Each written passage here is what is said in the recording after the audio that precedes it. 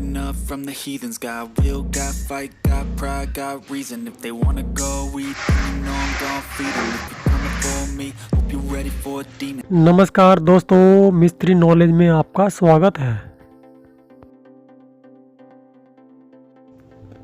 Level आखिर क्या है लेवल? इसे सही करना जरूरी होता है या टेढ़े मेढ़े से काम चल जाएगा? तो दोस्तों, आपको मैं एक बात क्लियर कहना चाहूँगा कि लेवल ही होता है और टेढ़ा मेढ़ा ही होता है। तो लेवल का काम सही होता है और टेढ़ा मेढ़ा काम कभी भी सही नहीं होता। तो सही काम करने के लिए दोस्तों, सबसे पहले आपको लेवल को सही तरीके से लगाना है और उसके बाद आपने उसके चारों तरफ से सूत की सहायता से जगह जगह पर आपने इसकी जो लेवल के जो ठिये हैं उसको अच्छी तरीके से लगाने हैं और उसके बाद फंटी की सहायता से उन ठियों को आपस में जोड़ना है, जैसे कि आप वीडियो में देख रहे हैं। तो दोस्तों, हमने इसे अब चारों तरफ फंटी की सहायता से लेवल को जोड़ दिया है। वैसे तो दोस्तों, मैंने पिछले वीडियो में भी आपको बताया था कि लेवल कैसे किया जाता है, पर कुछ दोस्तों का कमेंट था कि हमें दोबारा बताएं, तो ये दोस्तों के ही कमेंट के हिसाब से बना है। दोस्तों, जब आप चारों तरफ लेवल को सही तरीके से फंटी की सहायता से उतार लेते हैं तो हमारा मसाला फैलाने का काम चालू हो जाता है, जैसे कि आप वीडियो में देख रहे हैं। दोस्तों, आपने बिल्कुल भी कमी नहीं रखनी है, बहुत ही मेहनत से सही तरीके से पूरे फर्श को लेवल करना है। कहीं अगर मसाला मांगता है तो चढ़ाना है, कहीं कटता है तो काटना है, क्योंकि दोस्तों बस यही है आपका फर्श सही करने के लिए और गलत करने के लिए। सिर्फ इस फर्श में ही सब काम होता है। और दोस्तों, अब आपका मेन जो हम आपको बता रहे हैं कि टाइल की चाल कैसे बनाएं और टाइल को किस तरीके से लगाएं। तो दोस्तों, हम आपको दो तरीके बताएंगे।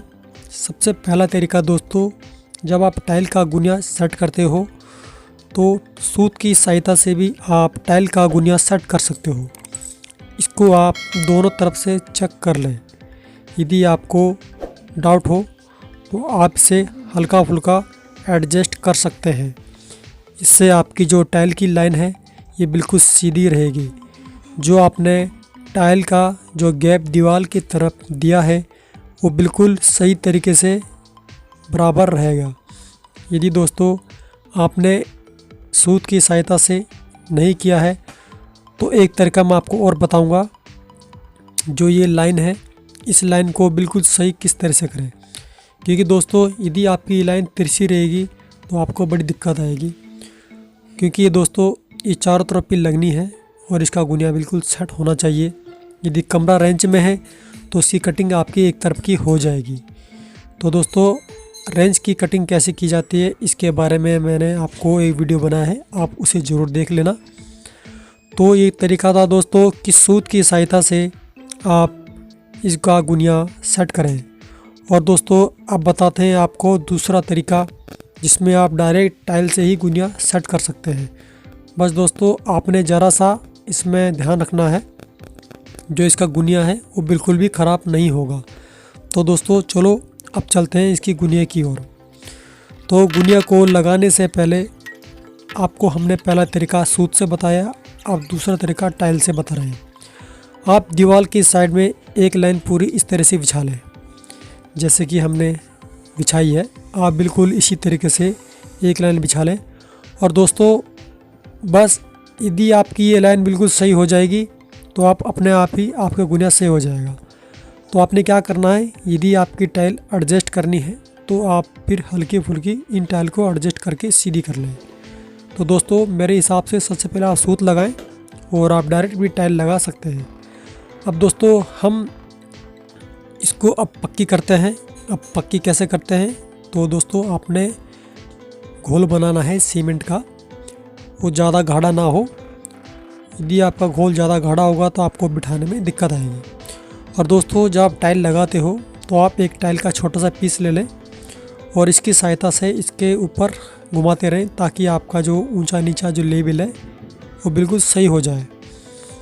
तो यदि आप उंगली से करते हो तो आपकी उंगलियां जल्दी घिस जाएगी और लेबल भी परफेक्ट तरीके से मेंटेन नहीं होगा। तो आपने एक इसी तरीके से सेट करना है जैसे कि हमने आपको आगे बताया था। और दोस्तों, जब आप टाइल में घोल लगाते हो तो उसके लिए आपको स्क्रैच ज़रूर मारना है। उससे क्या होगा दोस्तों, आपका मसाला भी थोड़ा सा नरम हो जाएगा और टाइल बिठाने में आपको आसानी रहेगी। और बस इसी प्रोसीजर को आप चलाते रहें। और ये जो हमने आपको बताया है, ये टाइल का पीस छोटा सा जो है उसी को आप घुमाते रहें कॉर्नरों पे, तो आपका जो भी लेबल है बिल्कुल सही तरीके से आपने इस बात का विशेष ध्यान रखना है। और दोस्तों, आपको मैं एक चीज़ कहना चाहूँगा, यदि आप टाइल लगाते हैं तो काफ़ी दोस्तों के मन में ये सवाल रहता होगा कि हम जब टाइल लगाते हैं तो उसका जो लेवल है कहाँ से करें। तो ये डाउट भी मैं आपका इस वीडियो में क्लियर कर देता हूँ।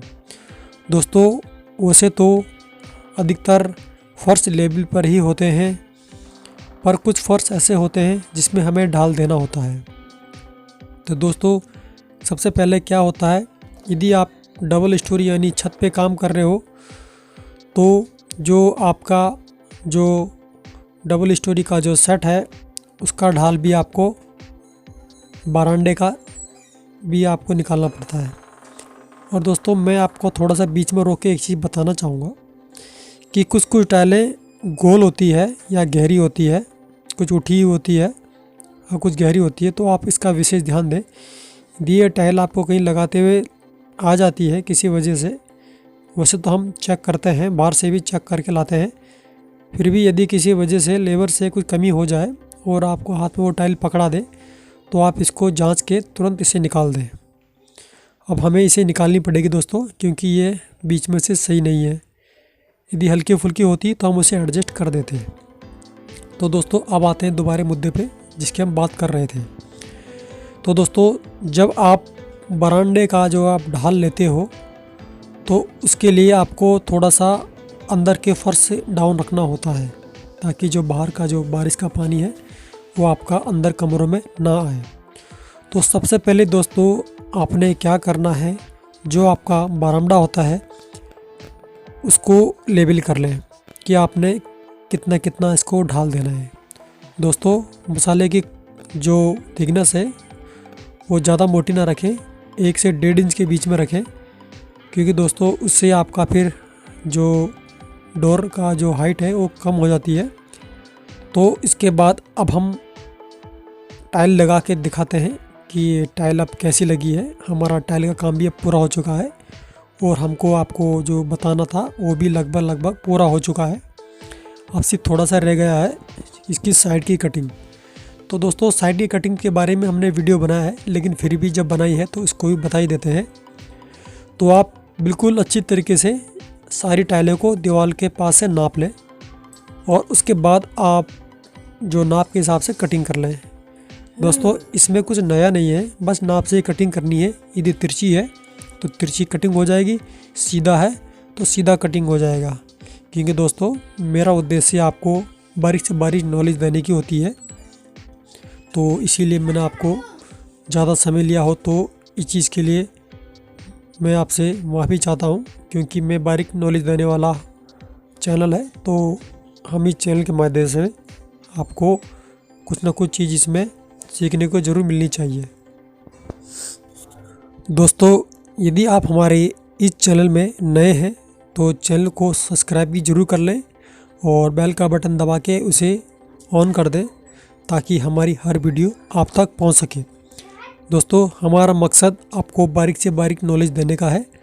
तो दोस्तों, मिलते हैं अगली वीडियो में, तब तक के लिए जय हिंद।